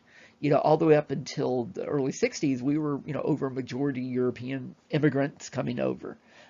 Some Latin Americans, some Asians. Again, after the sack by the 70s, people coming over, I mean, it's barely, not even quite 20% European. But again, massive amounts of Latin American Asians. And again, some people I probably consider myself somebody who thinks this is not a bad thing. But for other people, they think maybe we went a little too far. And I'm not taking sides there. But I wanted you to see how World War II led to this act, which has led to our current political divides. So again, it's showing the kind of changing nature of immigration. And then you do have people, she doesn't, you don't hear much about Ann Coulter the last year or two, but in 2016, she was a major influence on Donald Trump. And Donald Trump, this was the book he read that helped inspire him to run for president. Adios, America. She was basically saying, because of the 1965 Immigration Act, we are no longer going to be America unless we build the wall. And again, many other commentators have made the same argument based on the 1965 Immigration Act, which in many ways was inspired by changes in attitude of World War II. And I think one of the reasons they got, you think, wait a minute, it's 50 years ago. Why is it suddenly in the 2000s? Well, again, I know a lot of people didn't like Barack Obama because of his politics, but you know, I'm going to be honest. It also has to do with his skin color and his name. This really scared a lot of people. The idea that it's no longer a white guy in charge anymore. Although, again, as I always point out, he is still a white guy because he's half white, half black. But still, um, I think historians are really going to see this as a moment where a lot of things changed. Anyway, um, by the way, I do want to be careful there. Many of you in this class may not like Obama, and I'm not saying you don't like him because he's black. You may not like him because of many other reasons, but there is no doubt that some people definitely were responding against his race, and the fact that he seemed to represent this change since 1965.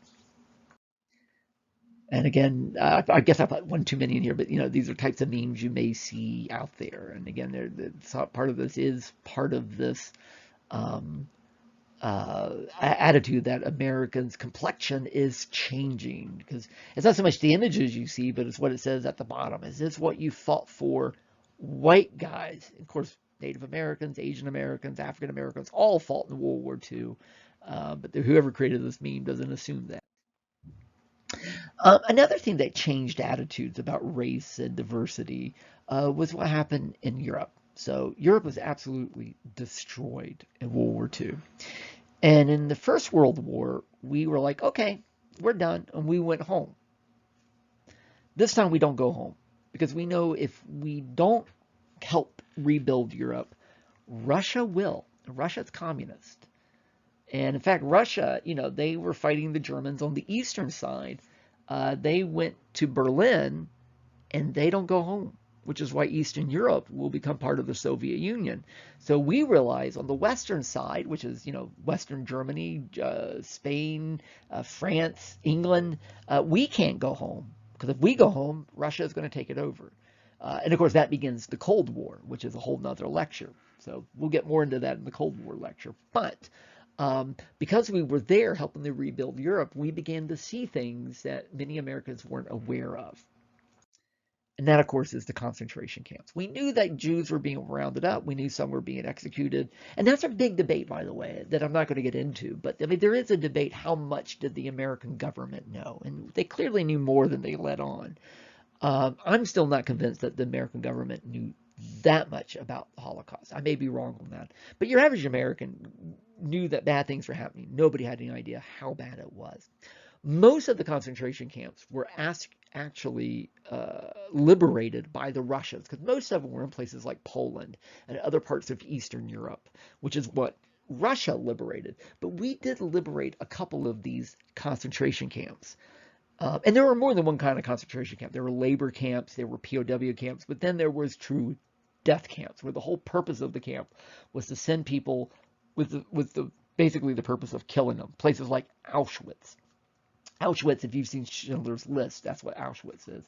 And that was actually liberated by the Russians. But some of these camps were liberated by Americans. And as many veterans would later say, they realized at that moment really why we were fighting this war. Most Americans, other than the few that were at these camps, most Americans didn't really truly grasp the impact of the Holocaust until the 50s or even 1960s. And it is interesting. We didn't really have a name for it. It's kind of like when 9/11 happened. The day it happened, we just said, this is a horrible thing. And it took about a month before people they would say, oh yeah, remember what happened on September 11th? And then over time, it just kind of became known as 9/11. Now I can just say 9/11. Everybody knows what I'm talking about. Same thing here. There was no word for this. It took a long time for people to realize, like, what was going on? How big was this thing? And in the Jewish communities, a lot of times it was known as the Shoah. And it's still called that in many Jewish communities. But eventually the word Holocaust was used. Holo means everything, and cost, C-A-U-S-T, basically refers to burning. Everything burns. So sometimes we used to use the word Holocaust to refer to a forest fire or a bombing of an area. But nowadays, Holocaust almost specifically means a genocide. And in fact, some people argue you should only use it to refer to this genocide. But again, the word Holocaust doesn't get used till about 1960. So it took a long time for Americans, I think, to really kind of grasp the nature of this. And things like Anne Frank's diary, I think, helps us to understand exactly what was going on. But again, for the American soldiers that rescued some of these camps, they knew immediately. And they just really could not believe what they were seeing. And again, you can see why this might change opinions. Obviously, these are some of the ovens. The way it started, and by the way, there are still people today that still deny this ever happened. But the way it started out is the Germans eventually, at first, were just rounding up Jews and other people who they didn't like into basically, first off, they would close off Jewish neighborhoods into ghettos. Ghetto, by the way, it's an Italian word that means a Jewish neighborhood. And so they kind of walled them in. And then eventually they began to ship them to labor camps. The idea was we're going to get as much work out there. They enslaved them. We're going to get as much work as we can out of these people. We're going to kill off all the old people and all the people with physical disabilities and mental problems. We're going to kill them right at the beginning. Get their bad genes out of here. And then we're going to work the rest of them to death. And then, and we're not going to let them leave these camps. As the war progressed, and as it became very clear that the Germans were not going to win, they met at a place called Wannsee, W-A-N-S-E-E. and they held something known as the Wannsee Conference. And there, they agreed to the final solution. Hey, look, we're not going to win, but before we lose and surrender, let's go ahead and kill all the Jews we can. So instead of walking away, what they decided to do was actually speed up the execution of all these Jews and other peoples they don't think should be living. So they started out doing this by shooting squads. Oh, by the way, let me say something real quick.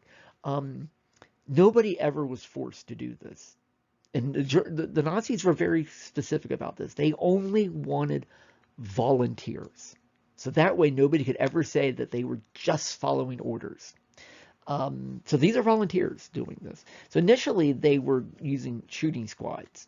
Part of the problem with that, it's a lot of bullets. It's very slow process. And psychologically, even though these are volunteers, they couldn't do it. War needed to be more impersonal. You know, it was too close. So then they started using big vans where they would load them up, maybe 20 people in the back of a huge van, and then they would pump in the carbon monoxide from the exhaust fumes into the van. But even that just seemed to take so long, and it wasn't that efficient. And that's when they started shifting to something known as Zyklon B, which is a rat poison that you can, basically add water that kind of creates this mist, and then they gassed them to death. And they originally, again, were burying the bodies in big pits. But again, to kind of hide the evidence, what they started to do is start burning the bodies in big ovens. And that's what this is an image of, is some of the bodies that weren't quite burned. You can see rib bones and such. And that's what's happening here. When Eisenhower, who was German American himself, found out what was happening, he was so furious. And it was obvious. I mean, these things were reported in German newspapers, maybe not all the details, but it was obvious. You could smell it. You could see the smoke. You could see the ashes. So what he did was he forced the local residents near these camps. First off, he marched them through, and that's what's happening here. You are going to see this. And then he made them dig up the bodies and then bury them in sort of more respectful graves. So, again, real anger. And there was a moment Eisenhower almost considered just burning down many of these towns. Luckily, he didn't do that. But still, there was real anger there. This just gives you a sense of the impact. I know most of you probably know this. Again, the one group we all know about is that Jews were, about 6 million were executed during the Holocaust. But over 12 million died in the Holocaust. And these are some of the other peoples that were also executed. Anybody who was gay, any person of color, and in particular, Germany, as you might know, had colonies in Africa at one time. So there were people of color, African Germans, who lived in Germany. They were some of the very first people to be executed. And so about 25,000 of them were executed. People from various ethnicities like Slovenes and the Roma. The Roma are what you might call gypsies. The Serbs, Poles, Soviets. But also anybody who had the wrong politics, like socialists or communists, were executed. People with mental problems, people, I don't have them up here, but people who can't see, people who can't walk were executed. But also people of certain religions. In addition to Jewish Americans, people like, for instance, Jehovah's Witnesses were also executed. So again, talk about diversity. There was a lot of diversity of people who were killed in the Holocaust. Another thing that changes, again, African Americans have fought in every major American war from the very beginning. So did Native Americans and Asian Americans and immigrants. And people took notice in World War II that, people are fighting this war. Even though they're not treated well, they still believe this is their country. Many African Americans weren't allowed to fight on the front lines, although some do, but they definitely were providing the support. And and again, people took notice. But at the same time, African Americans also began to say, look what's happening in, Nazi Germany. That could be here one day. And they also pointed out, like, look, we're fighting racism. Why do we still have racism in America? So this is also going to inspire later movements in the civil rights movement. I mean, there's a reason why people like Malcolm X, Martin Luther King, Rosa Parks, they lived through World War II. And it affected them and it changed their opinions and the sense of urgency. Something else is that, in America, in World War One and previous wars, we used a lot of propaganda. Propaganda itself isn't necessarily an ugly thing. Propaganda just means to sell something. Propaganda doesn't have to be untrue. It doesn't have to be ugly, but very often it is. And during World War One, we used a lot of racial imagery to go against the Germans. We used a lot of racial imagery to fight against immigration, and we use racial imagery throughout America. Even though we'll see some of that continue in World War II, especially against the Japanese, at the same time, we begin to move away from that. Because again, we see what happens in Italy, Japan, and Germany, and we go, oh, we don't want that anymore. We don't want to be those people. So, for instance, we later realized that the Nazis, their first laws against Jewish peoples were Jim Crow laws. They literally took our laws. America was known as the country with the most racist laws. I mean, we were known for that. No other country had laws like we did. In fact, a couple of the laws, Hitler actually thought we might have gone too far. And so they took literally our laws and made them anti-Jewish laws. Again, they always argued that Jews were a different race, but yet they forced Jews to wear stars to identify themselves as Jews. And of course, if they're a different race, they shouldn't have to do that. It should be obvious, which shows that how silly this idea is.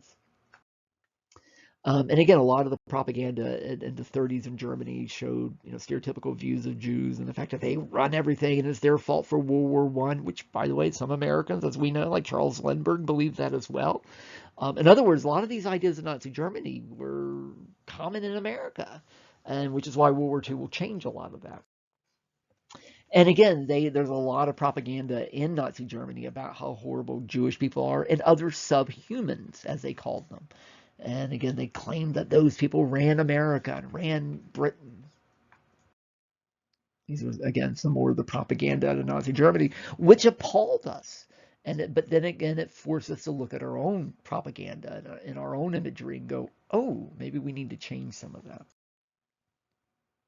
Here's another one. And yet another one.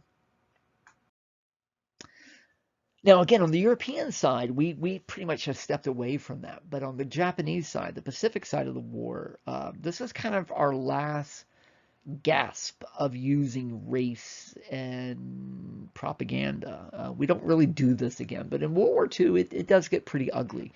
We can understand that anger because they did attack us at Pearl Harbor. But at the same time, I think as historians, looking back, I think we can learn a lot from this period. Now, by the way, before I go any further, Japan was an amazingly racist country at this point.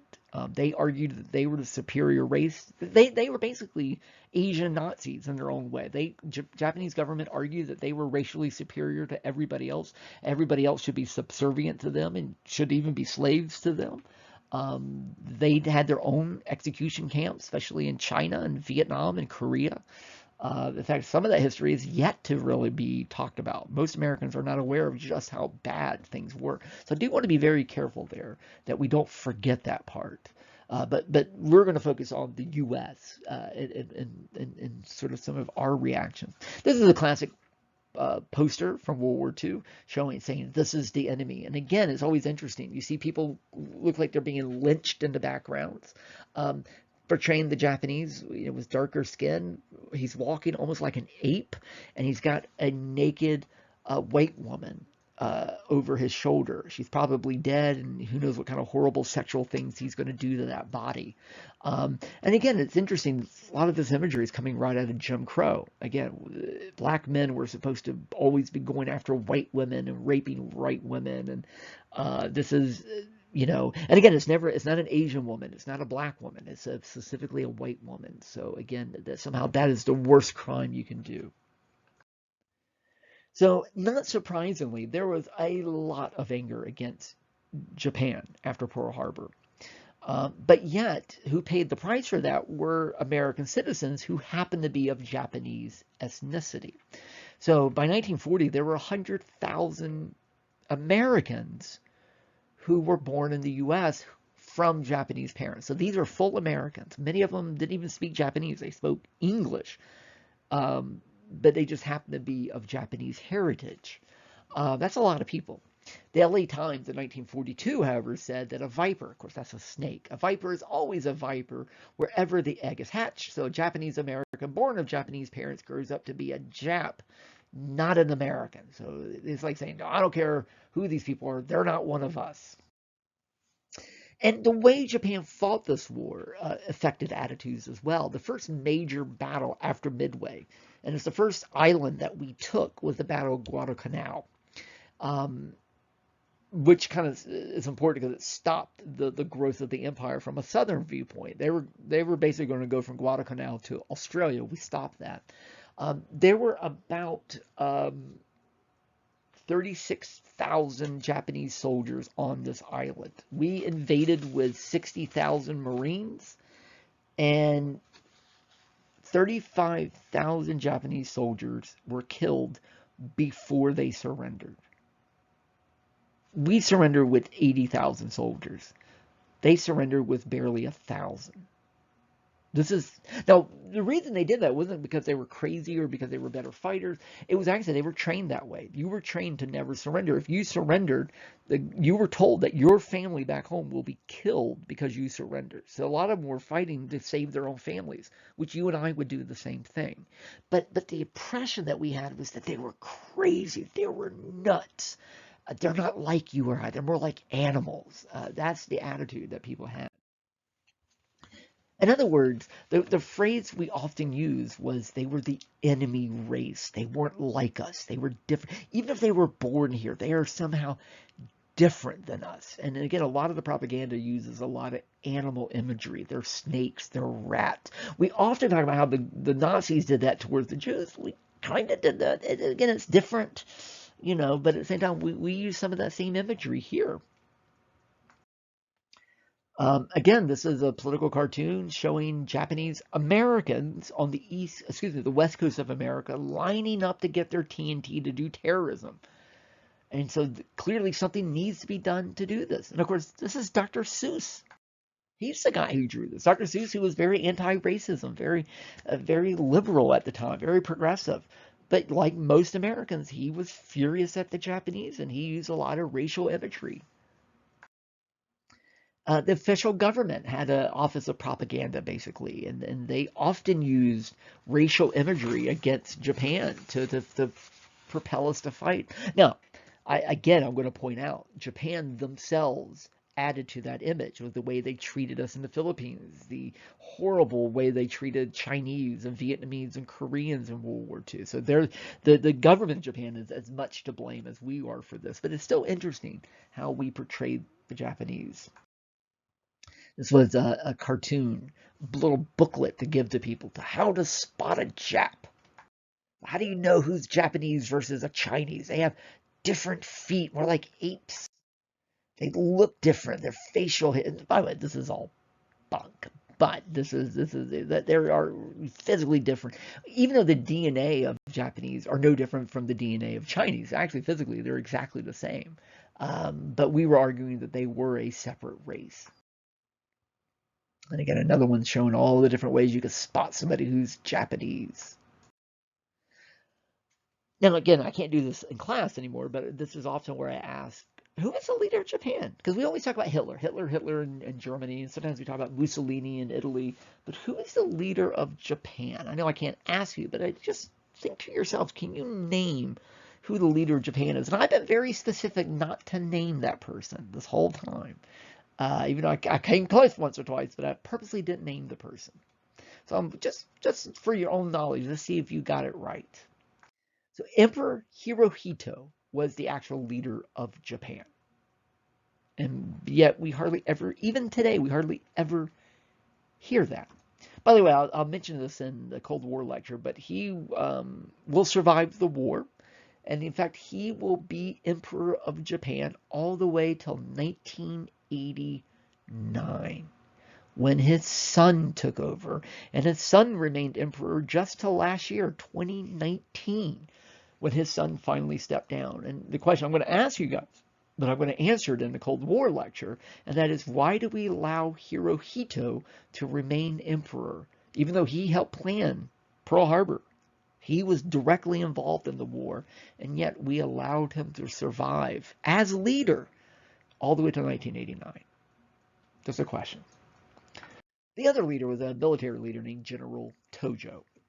And so these are two leaders, but yet you almost never, to this day, hear much about these guys, and you don't see them in the propaganda very often. So again, this is very typical of the propaganda. Notice the white woman. Again, it's kind of sexual, the sexual imagery here. You have a Japanese soldier, the long fingernails, the slanted eyes, the knife. It's never a gun. It's always a knife. It's more primitive. It's more savage. Plus, they stabbed us in the back at Pearl Harbor, right? And again, also the use of rape imagery. Again, slightly dark skin, the knife held at the throat. Some of the propaganda used real history. Again, this is referring to the Philippines and what happened there. But again, we almost always portrayed the Chinese, excuse me, good Lord, the Germans and the Italians by the leaders. You got Mussolini, you got Hitler, and then just a Japanese soldier. So again, always, Germany was always Hitler. Here's Hitler with his gun, and then a Japanese soldier with a bloody knife. Sorry, that was a slide that shouldn't have been there. Ignore that slide. And again, you look at a lot of the political cartoons of the time, and there's a sense that they're often portrayed as short. They are shorter than us. And most of that just has to do with diet. But as being kind of subhuman, buck teeth, bad eyes. They're like a not completely evolved human, and very often are portrayed as animals. Again, some of the typical ways we portrayed them. And some people were even arguing. Henry Wallace, the vice president for a while, argued this. Maybe we should just wipe them off the face of the earth. Just done with them. Just get rid of them. And there was some real talk of that.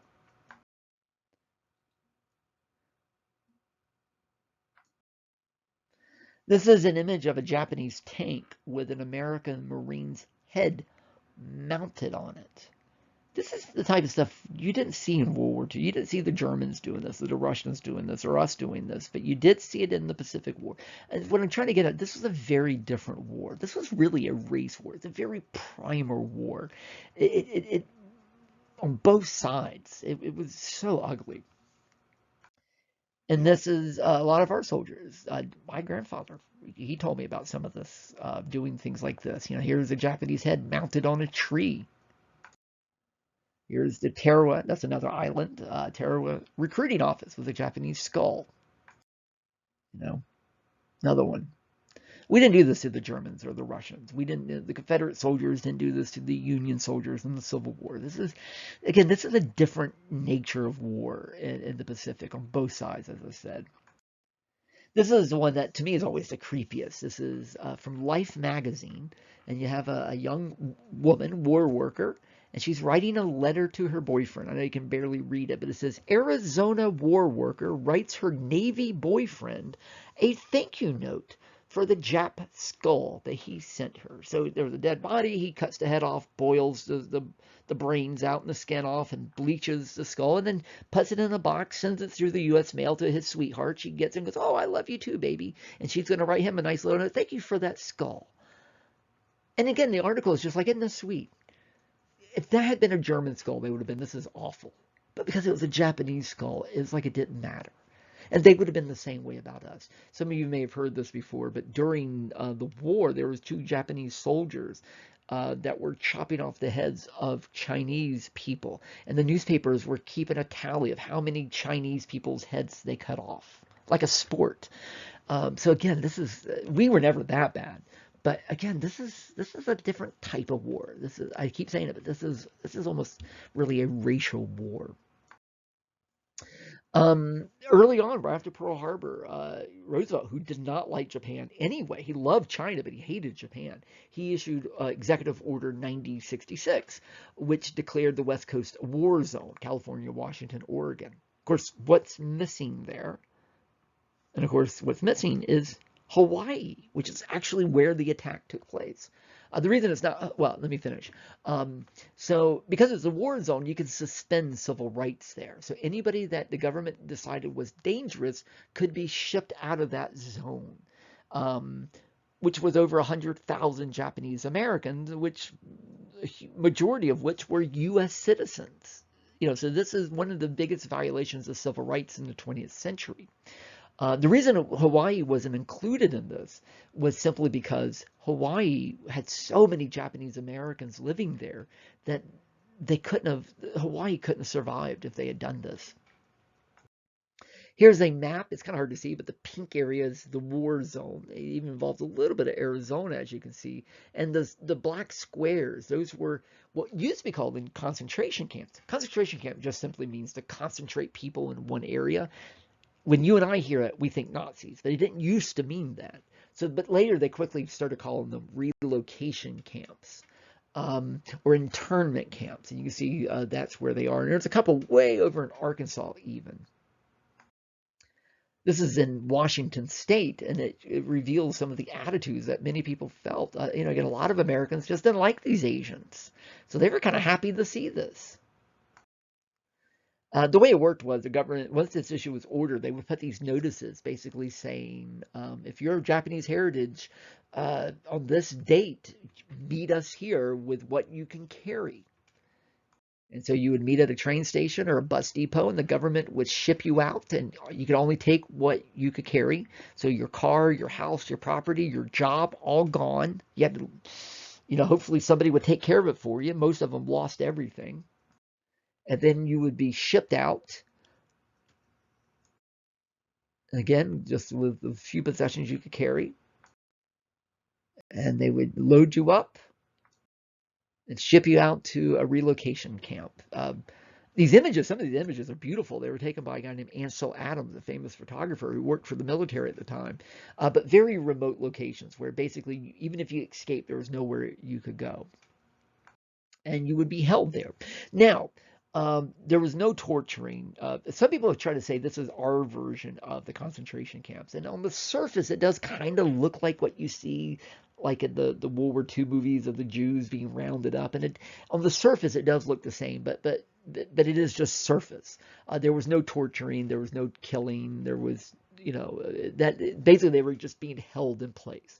But it is still a major violation because these are fully American citizens, most of them, but yet just because of their race, we assume that they must be bad.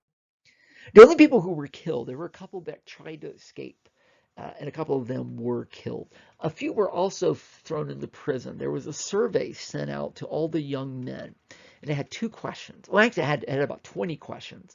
But if you take statistics, you might know this. Most of the questions in a survey, nobody cares about. There's usually 1 or 2 questions that they actually care about, but they don't want you to know that, so they'll ask you 20 questions, but there's really 2 things that they really want you to know. So there was a survey that went out to the young men at these camps, and there were 2 questions that the government were interested in. One was, would you serve in the U.S. military? The other one was, do you denounce any loyalty to Japan? If you answered no to both of those questions, you were called a no-no boy and you were sent to prison.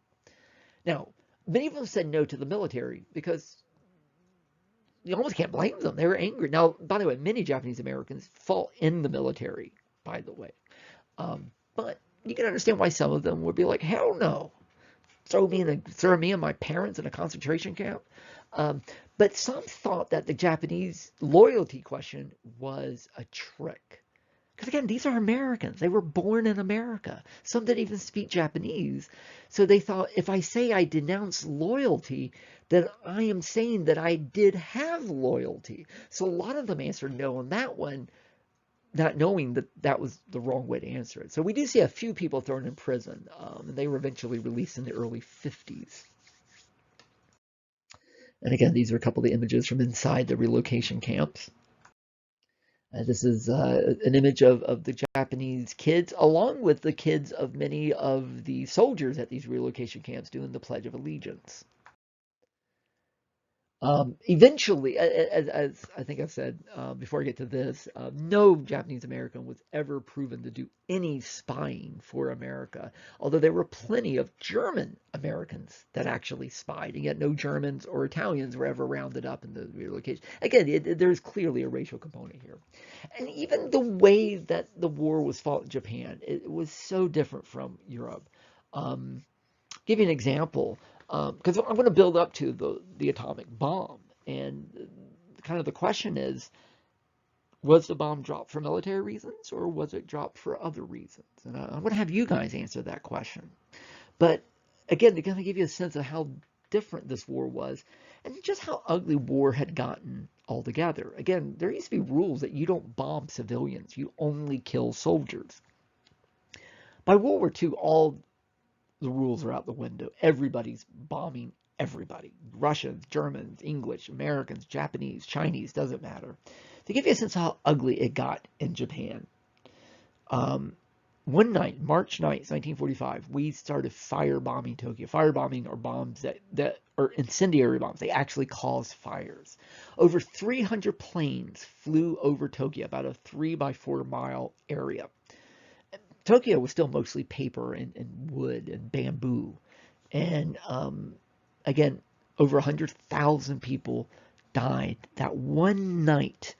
The bodies, many of them were incinerated. The bodies, the blood boiled. It's one of the worst moments in World War II, actually. That's one night. More people died this one night than died in the atomic bombing, by the way.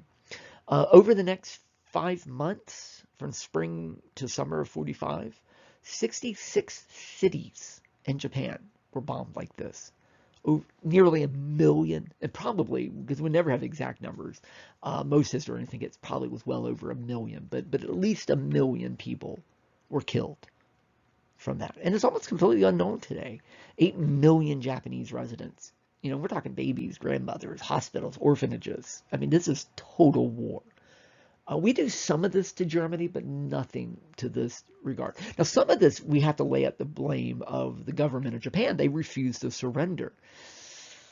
But there is clearly something else here. There's real anger on the American side. We are going to punish Japan for attacking us. This is Tokyo after that firebombing. I mean, this looks like an atomic bomb went off.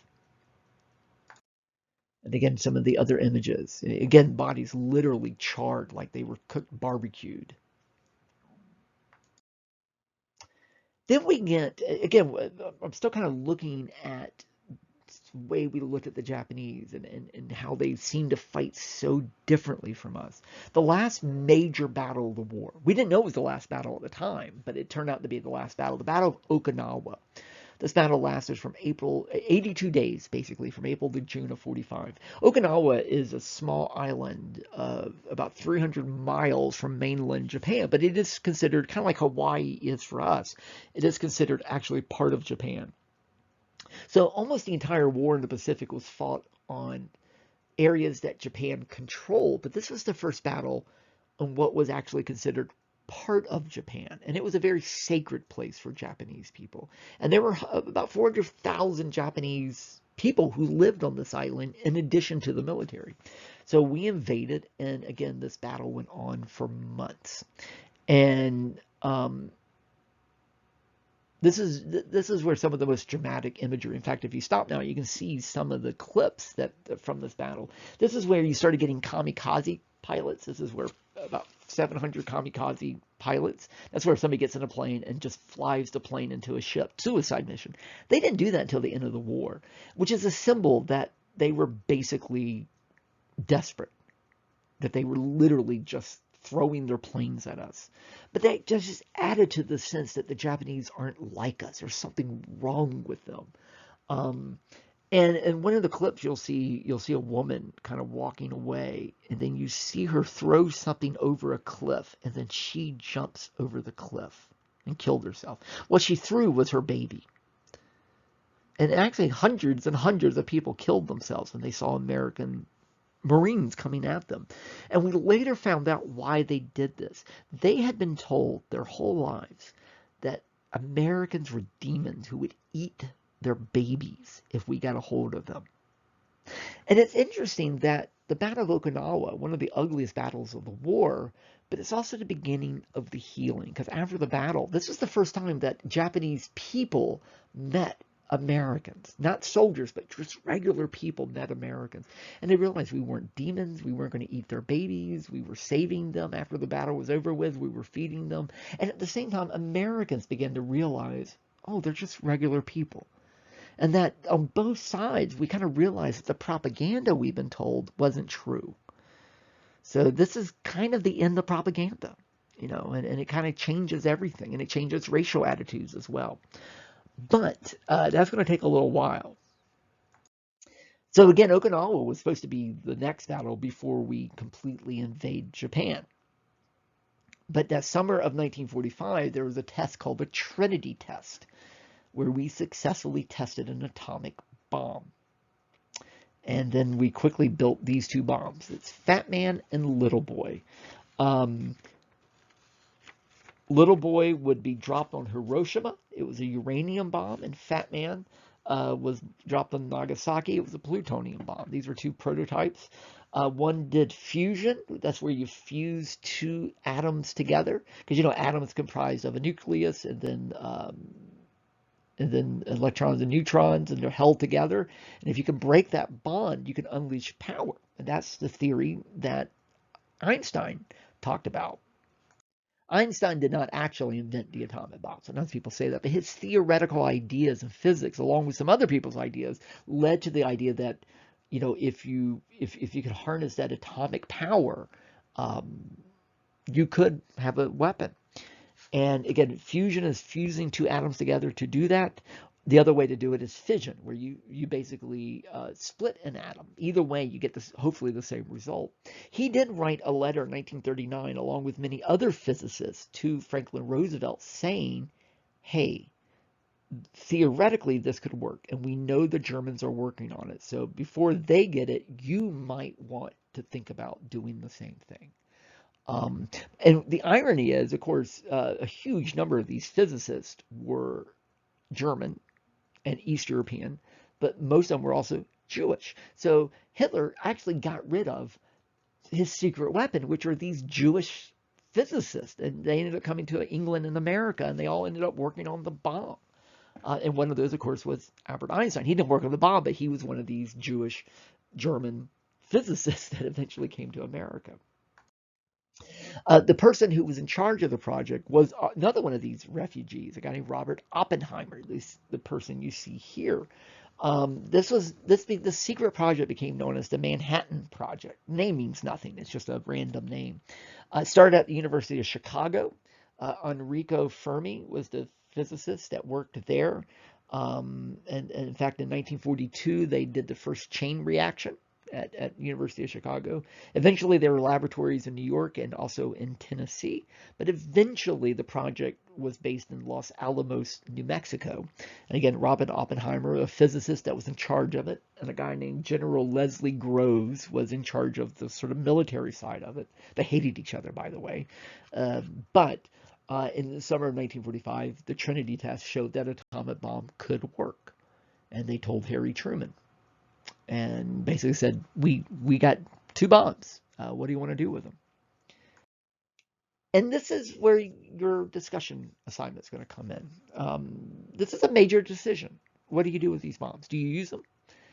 You have various options. Initially, they were developed for Germany, but Germany's done by this point, but we kept building.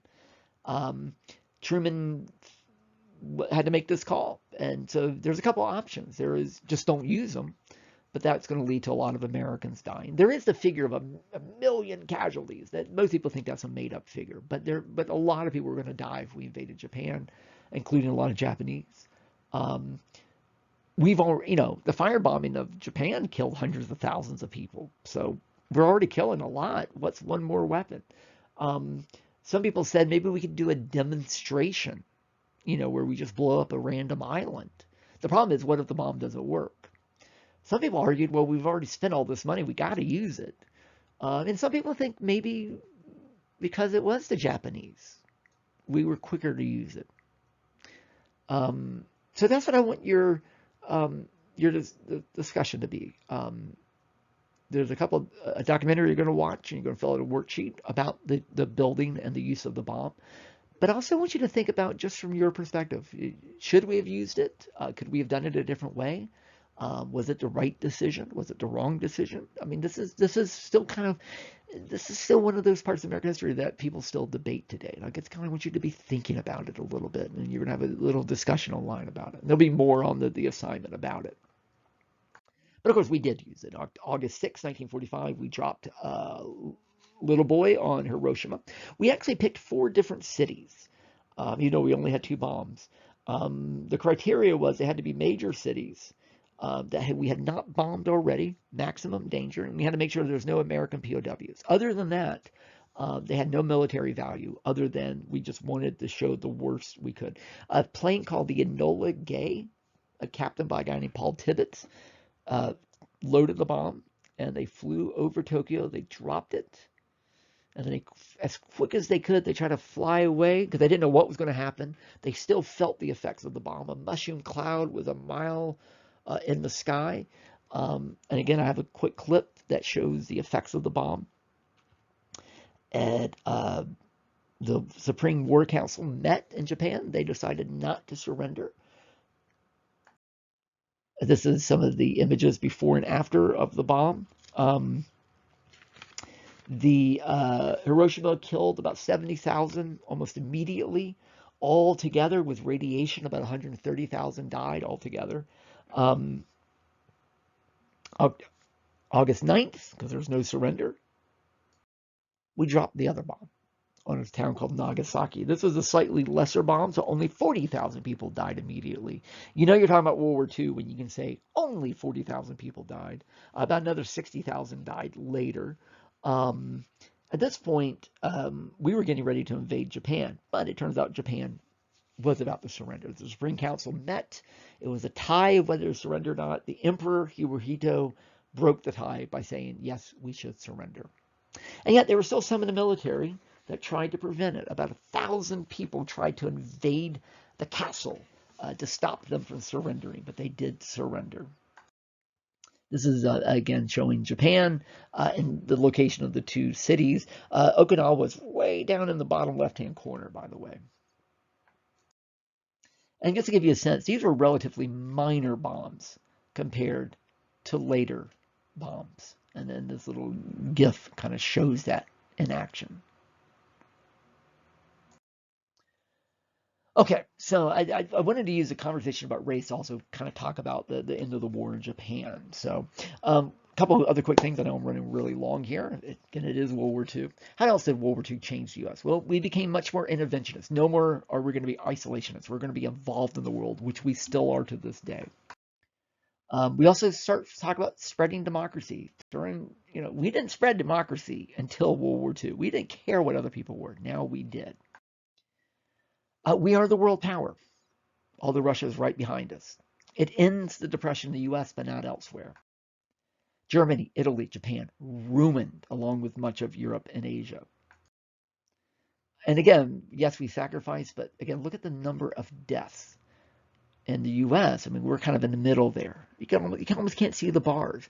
Look at Germany, look at Japan, and then go to the top. Look at Soviet Union, look at China, look at Poland, Indonesia.